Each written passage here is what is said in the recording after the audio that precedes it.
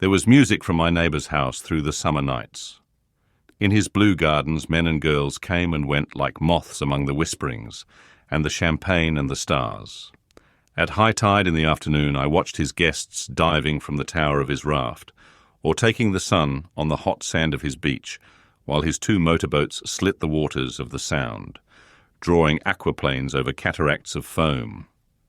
On weekends, his Rolls-Royce became an omnibus, bearing parties to and from the city between 9 in the morning and long past midnight, while his station wagon scampered like a brisk yellow bug to meet all trains.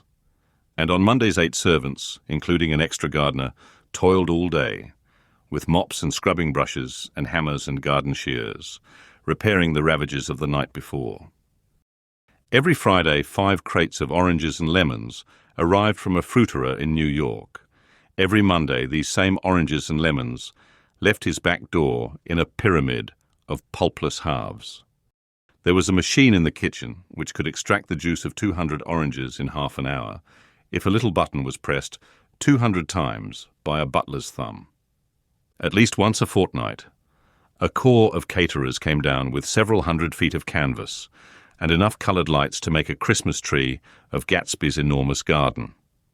On buffet tables, garnished with glistening hors d'oeuvre, spiced baked hams crowded against salads of harlequin designs and pastry pigs and turkeys, bewitched to a dark gold.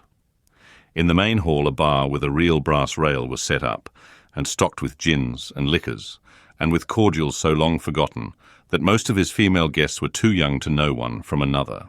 By 7 o'clock the orchestra has arrived, no thin 5-piece affair, but a whole pitful of oboes and trombones and saxophones and viols and cornets and piccolos, and low and high drums. The last swimmers have come in from the beach now and are dressing upstairs.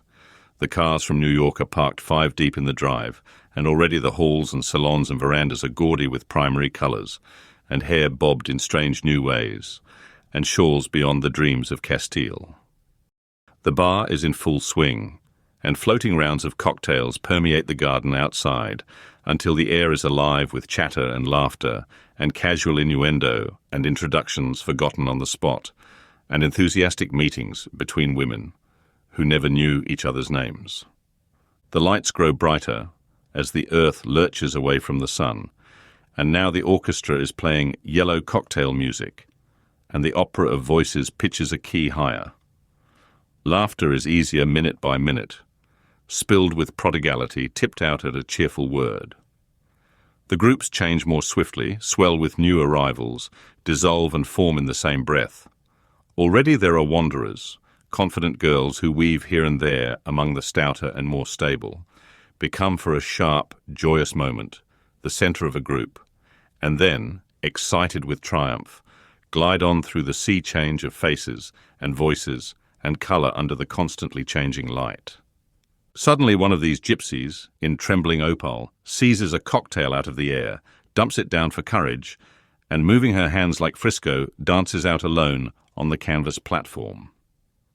A momentary hush. The orchestra leader varies his rhythm obligingly for her, and there is a burst of chatter as the erroneous news goes around that she is Gilda Gray's understudy from the Follies. The party has begun. I believe that on the first night I went to Gatsby's house, I was one of the few guests who had actually been invited. People were not invited. They went there. They got into automobiles which bore them out to Long Island, and somehow they ended up at Gatsby's door. Once there, they were introduced by somebody who knew Gatsby, and after that they conducted themselves according to the rules of behaviour associated with an amusement park. Sometimes they came and went without having met Gatsby at all, came for the party with a simplicity of heart that was its own ticket of admission. I had been actually invited. A chauffeur in a uniform of robin's egg blue crossed my lawn early that Saturday morning with a surprisingly formal note from his employer. The honour would be entirely Gatsby's, it said, if I would attend his little party that night. He had seen me several times and had intended to call on me long before, but a peculiar combination of circumstances had prevented it. Signed J. Gatsby in a majestic hand. Dressed up in white flannels, I went over to his lawn a little after 7 and wandered around rather ill at ease among swirls and eddies of people I didn't know, though here and there was a face I had noticed on the commuting train. I was immediately struck by the number of young Englishmen dotted about, all well-dressed, all looking a little hungry, and all talking in low, earnest voices to solid and prosperous Americans. I was sure that they were selling something, bonds or insurance or automobiles. They were at least agonizingly aware of the easy money in the vicinity and convinced that it was theirs for a few words in the right key. As soon as I arrived, I made an attempt to find my host, but the 2 or 3 people of whom I asked his whereabouts stared at me in such an amazed way, and denied so vehemently any knowledge of his movements, that I slunk off in the direction of the cocktail table, the only place in the garden where a single man could linger without looking purposeless and alone. I was on my way to get roaring drunk from sheer embarrassment when Jordan Baker came out of the house and stood at the head of the marble steps, leaning a little backward and looking with contemptuous interest down into the garden. Welcome or not, I found it necessary to attach myself to someone before I should begin to address cordial remarks to the passers-by. "Hello!" I roared, advancing toward her. My voice seemed unnaturally loud across the garden. "I thought you might be here," she responded absently as I came up. "I remembered you lived next door to—" She held my hand impersonally, as a promise that she'd take care of me in a minute, and gave ear to 2 girls in twin yellow dresses who stopped at the foot of the steps. "Hello!" they cried together. "Sorry you didn't win." That was for the golf tournament. She had lost in the finals the week before. "You don't know who we are," said one of the girls in yellow, "but we met you here about a month ago." "You've dyed your hair since then," remarked Jordan, and I started, but the girls had moved casually on, and her remark was addressed to the premature moon, produced like the supper, no doubt, out of a caterer's basket.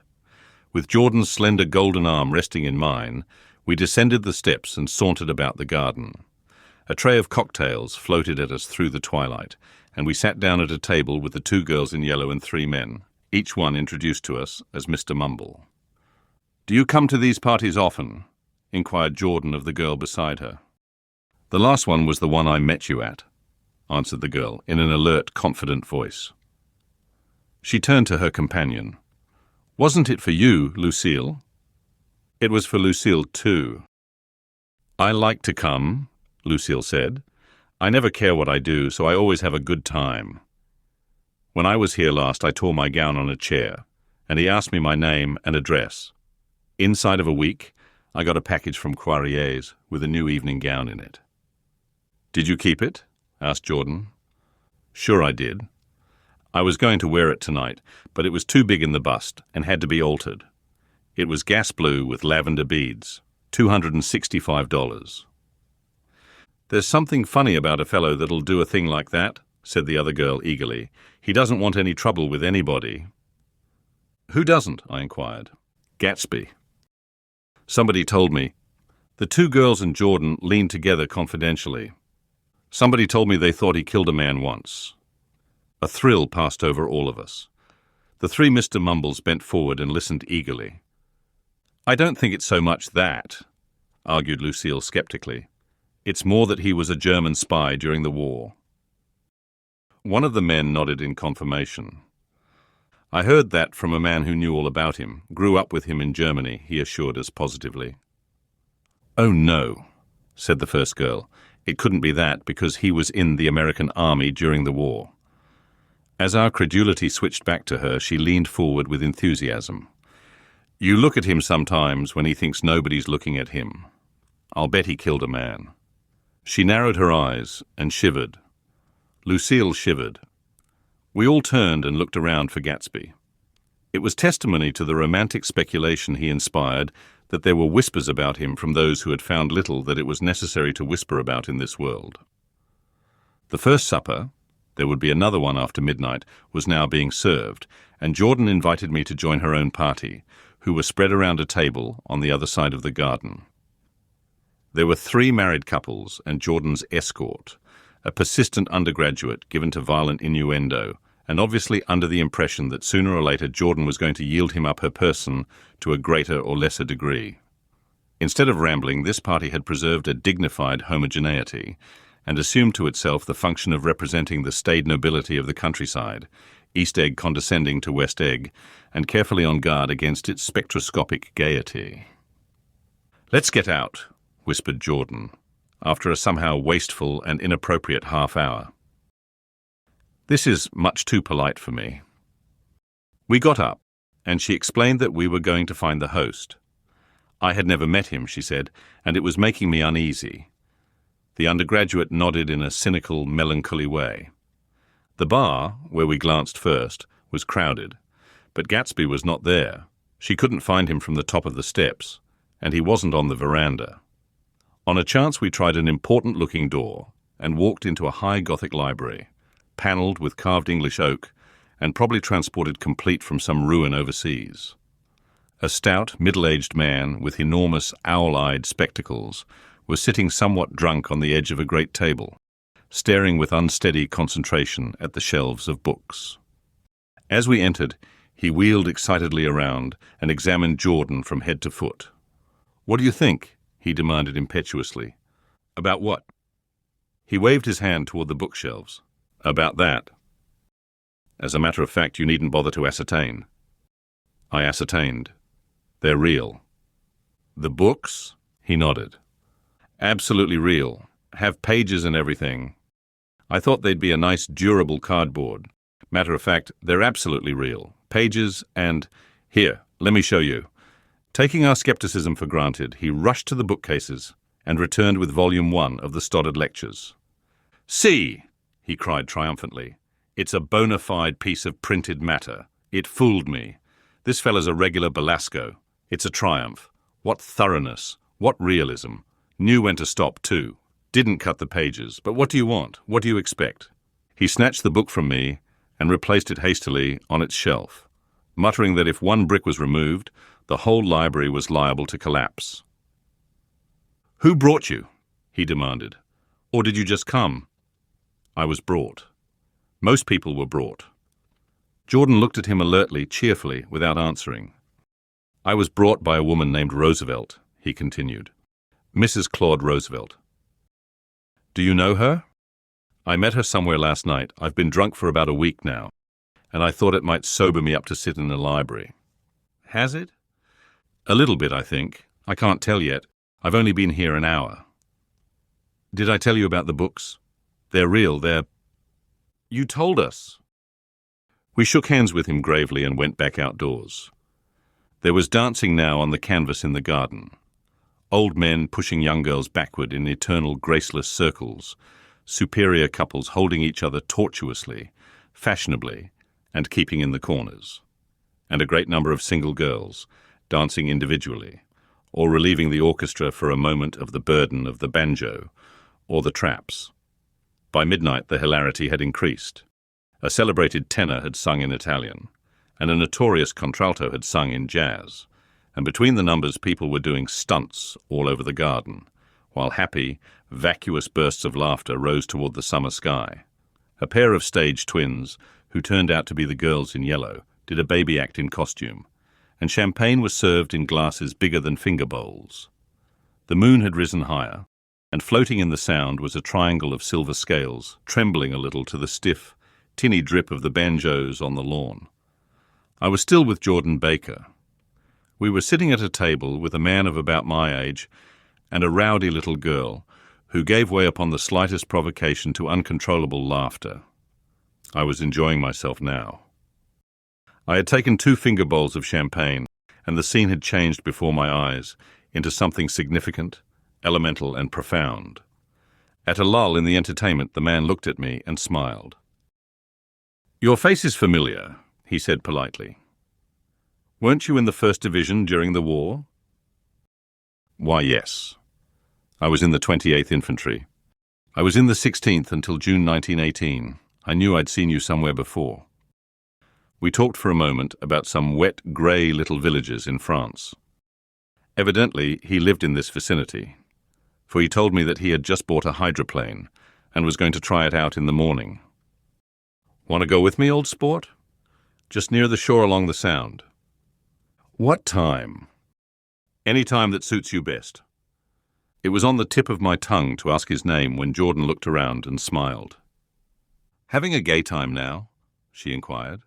"Much better." I turned again to my new acquaintance. "This is an unusual party for me. I haven't even seen the host. I live over there." I waved my hand at the invisible hedge in the distance. "And this man Gatsby sent over his chauffeur with an invitation." For a moment he looked at me as if he failed to understand. "I'm Gatsby," he said suddenly. "What?" I exclaimed. "Oh, I beg your pardon. I thought you knew, old sport.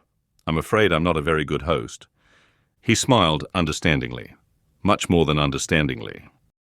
It was one of those rare smiles with a quality of eternal reassurance in it that you may come across 4 or 5 times in life. It faced, or seemed to face, the whole eternal world for an instant, and then concentrated on you with an irresistible prejudice in your favor. It understood you just so far as you wanted to be understood, believed in you as you would like to believe in yourself, and assured you that it had precisely the impression of you that, at your best, you hoped to convey. Precisely at that point it vanished, and I was looking at an elegant young roughneck, a year or 2 over 30, whose elaborate formality of speech just missed being absurd. Sometime before he introduced himself, I'd got a strong impression that he was picking his words with care. Almost at the moment when Mr. Gatsby identified himself, a butler hurried toward him with the information that Chicago was calling him on the wire. He excused himself with a small bow that included each of us in turn. "If you want anything, just ask for it, old sport," he urged me. "Excuse me. I will rejoin you later." When he was gone, I turned immediately to Jordan, constrained to assure her of my surprise. I had expected that Mr. Gatsby would be a florid and corpulent person in his middle years. "Who is he?" I demanded. "Do you know?" "He's just a man named Gatsby." "Where is he from, I mean? And what does he do?" "Now you're started on the subject," she answered with a wan smile. "Well, he told me once he was an Oxford man." A dim background started to take shape behind him, but at her next remark it faded away. "However, I don't believe it." "Why not?" "I don't know," she insisted. "I just don't think he went there." Something in her tone reminded me of the other girls. I think he killed a man, and had the effect of stimulating my curiosity. I would have accepted without question the information that Gatsby sprang from the swamps of Louisiana or from the Lower East Side of New York. That was comprehensible. But young men didn't, at least in my provincial inexperience I believe they didn't, drift coolly out of nowhere and buy a palace on Long Island Sound. "Anyhow, he gives large parties," said Jordan, changing the subject with an urban distaste for the concrete. "And I like large parties. They're so intimate. At small parties there isn't any privacy." There was the boom of a bass drum, and the voice of the orchestra leader rang out suddenly above the echolalia of the garden. "Ladies and gentlemen," he cried, "at the request of Mr. Gatsby, we are going to play for you Mr. Vladimir Tostov's latest work, which attracted so much attention at Carnegie Hall last May. If you read the papers, you know there was a big sensation." He smiled with jovial condescension and added, "some sensation," whereupon everybody laughed. "The piece is known," he concluded lustily, "as Vladimir Tostov's Jazz History of the World." The nature of Mr. Tostov's composition eluded me, because just as it began, my eyes fell on Gatsby, standing alone on the marble steps and looking from one group to another with approving eyes. His tanned skin was drawn attractively tight on his face, and his short hair looked as though it were trimmed every day. I could see nothing sinister about him. I wondered if the fact that he was not drinking helped to set him off from his guests, for it seemed to me that he grew more correct as the fraternal hilarity increased. When the Jazz History of the World was over, girls were putting their heads on men's shoulders in a puppyish, convivial way. Girls were swooning backward playfully into men's arms, even into groups, knowing that someone would arrest their falls. But no one swooned backward on Gatsby, and no French bob touched Gatsby's shoulder, and no singing quartets were formed with Gatsby's head for one link. "I beg your pardon." Gatsby's butler was suddenly standing beside us. Miss Baker? He inquired.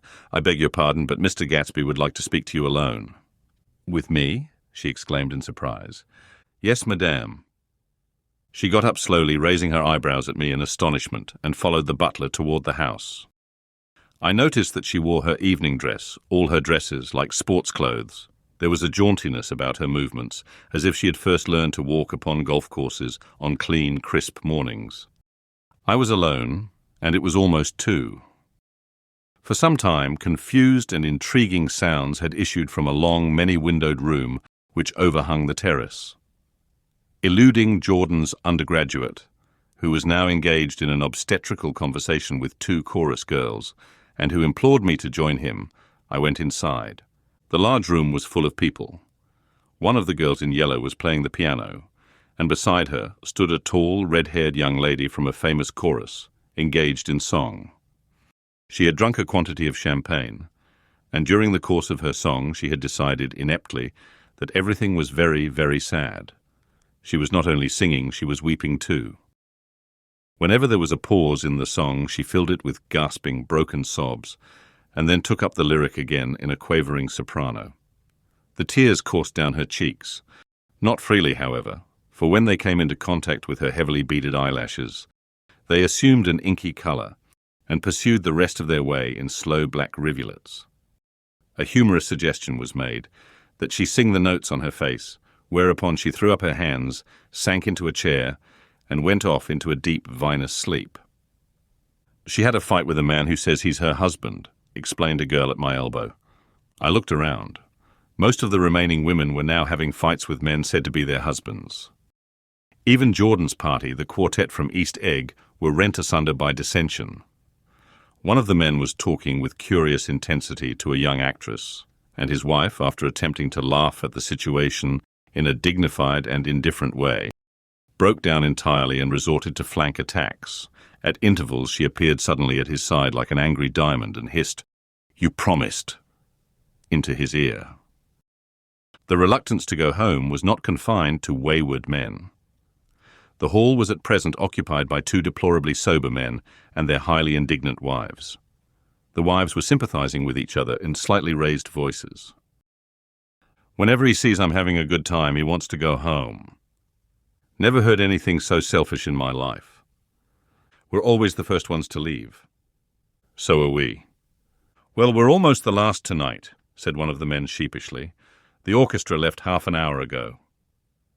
In spite of the wives' agreement that such malevolence was beyond credibility, the dispute ended in a short struggle, and both wives were lifted, kicking, into the night. As I waited for my hat in the hall, the door of the library opened, and Jordan Baker and Gatsby came out together. He was saying some last word to her, but the eagerness in his manner tightened abruptly into formality as several people approached him to say goodbye. Jordan's party were calling impatiently to her from the porch, but she lingered for a moment to shake hands. "I've just heard the most amazing thing," she whispered. "How long were we in there?" "Why, about an hour." "It was simply amazing," she repeated abstractedly. "But I swore I wouldn't tell it, and here I am tantalizing you." She yawned gracefully in my face. "Please come and see me. Phone book. Under the name of Mrs. Sigourney Howard. My aunt." She was hurrying off as she talked. Her brown hand waved a jaunty salute as she melted into her party at the door. Rather ashamed that on my first appearance I had stayed so late, I joined the last of Gatsby's guests, who were clustered around him. I wanted to explain that I'd hunted for him early in the evening and to apologize for not having known him in the garden. "Don't mention it," he enjoined me eagerly. "Don't give it another thought, old sport." The familiar expression held no more familiarity than the hand which reassuringly brushed my shoulder. "And don't forget we're going up in the hydroplane tomorrow morning at 9 o'clock. Then the butler, behind his shoulder. "Philadelphia wants you on the phone, sir." "All right, in a minute. Tell them I'll be right there. Good night." "Good night. Good night." He smiled. And suddenly there seemed to be a pleasant significance in having been among the last to go, as if he had desired it all the time. "Good night, old sport." Good night. But as I walked down the steps, I saw that the evening was not quite over. 50 feet from the door, a dozen headlights illuminated a bizarre and tumultuous scene. In the ditch beside the road, right side up, but violently shorn of one wheel, rested a new coupe which had left Gatsby's drive not 2 minutes before. The sharp jut of a wall accounted for the detachment of the wheel, which was now getting considerable attention from half a dozen curious chauffeurs. However, as they had left their cars blocking the road, a harsh, discordant din from those in the rear had been audible for some time, and added to the already violent confusion of the scene. A man in a long duster had dismounted from the wreck, and now stood in the middle of the road, looking from the car to the tyre, and from the tyre to the observers in a pleasant, puzzled way. "See," he explained, "it went in the ditch." The fact was infinitely astonishing to him, and I recognized first the unusual quality of wonder, and then the man. It was the late patron of Gatsby's library. "How did it happen?" He shrugged his shoulders. "I know nothing whatever about mechanics," he said decisively. "But how did it happen? Did you run into the wall?" "Don't ask me," said Owl Eyes, washing his hands of the whole matter. "I know very little about driving, next to nothing. It happened, and that's all I know." "Well, if you're a poor driver, you oughtn't to try driving at night." "But I wasn't even trying," he explained indignantly. "I wasn't even trying." An awed hush fell upon the bystanders. "Do you want to commit suicide?" "You're lucky it was just a wheel." "A bad driver and not even trying." "You don't understand," explained the criminal. "I wasn't driving." "There's another man in the car." The shock that followed this declaration found voice in a sustained "aha" as the door of the coupe swung slowly open. The crowd, it was now a crowd, stepped back involuntarily, and when the door had opened wide, there was a ghostly pause. Then, very gradually, part by part, a pale, dangling individual stepped out of the wreck, pawing tentatively at the ground with a large, uncertain dancing shoe. Blinded by the glare of the headlights and confused by the incessant groaning of the horns, the apparition stood swaying for a moment before he perceived the man in the duster. "What's matter?" he inquired calmly. "Did we run out of gas?" "Look!" Half a dozen fingers pointed at the amputated wheel. He stared at it for a moment and then looked upward, as though he suspected that it had dropped from the sky. "It came off," someone explained. He nodded. "At first I didn't notice we'd stopped." A pause. Then, taking a long breath and straightening his shoulders, he remarked in a determined voice, "Wonder if tell me where there's a gas line station." At least a dozen men, some of them a little better off than he was, explained to him that wheel and car were no longer joined by any physical bond. "Back out," he suggested after a moment. "Put her in reverse." "But the wheel's off?" He hesitated. "No harm in trying," he said. The caterwauling horns had reached a crescendo, and I turned away and cut across the lawn toward home. I glanced back once. A wafer of a moon was shining over Gatsby's house, making the night fine as before, and surviving the laughter and the sound of his still glowing garden. A sudden emptiness seemed to flow now from the windows and the great doors, endowing with complete isolation the figure of the host, who stood on the porch, his hand up in a formal gesture of farewell. Reading over what I have written so far, I see I have given the impression that the events of 3 nights several weeks apart were all that absorbed me. On the contrary, they were merely casual events in a crowded summer, and until much later they absorbed me infinitely less than my personal affairs. Most of the time I worked. In the early morning the sun threw my shadow westward as I hurried down the white chasms of lower New York to the Probity Trust. I knew the other clerks and young bond salesmen by their first names, and lunched with them in dark, crowded restaurants on little pig sausages and mashed potatoes and coffee. I even had a short affair with a girl who lived in Jersey City and worked in the accounting department. But her brother began throwing mean looks in my direction, so when she went on her vacation in July, I let it blow quietly away. I took dinner usually at the Yale Club. For some reason, it was the gloomiest event of my day. And then I went upstairs to the library and studied investments and securities for a conscientious hour. There were generally a few rioters around, but they never came into the library, so it was a good place to work. After that, if the night was mellow, I strolled down Madison Avenue past the old Murray Hill Hotel and over 33rd Street to the Pennsylvania Station. I began to like New York, the racy, adventurous feel of it at night, and the satisfaction that the constant flicker of men and women and machines gives to the restless eye.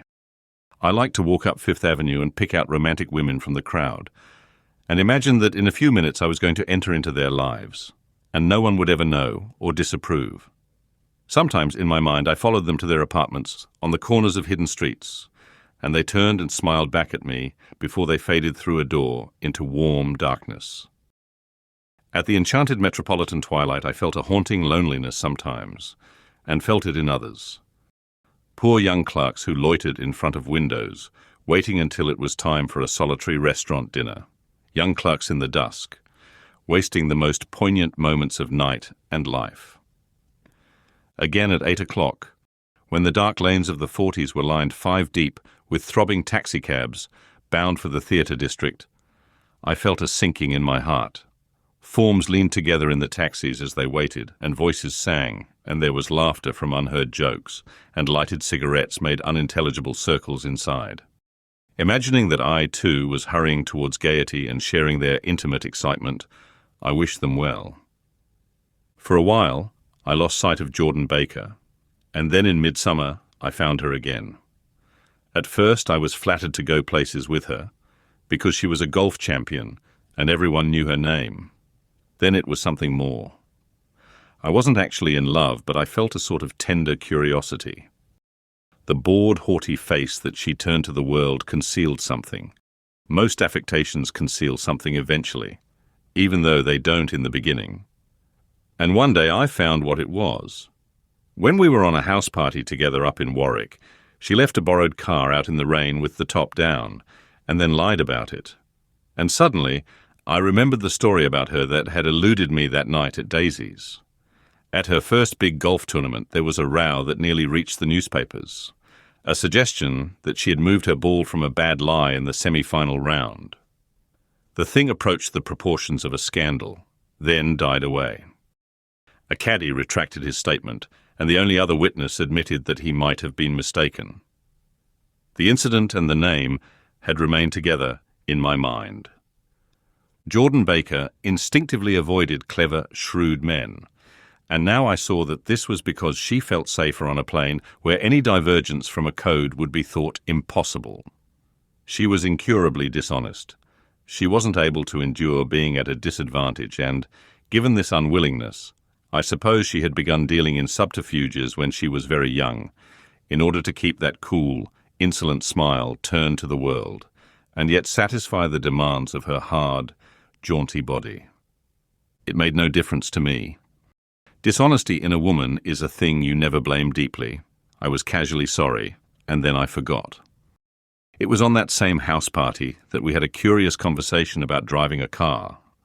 It started because she passed so close to some workman that our fender flicked a button on one man's coat. "You're a rotten driver," I protested.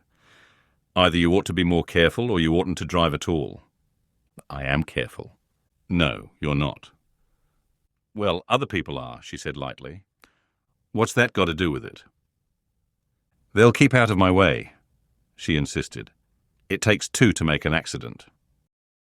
"Suppose you met somebody just as careless as yourself."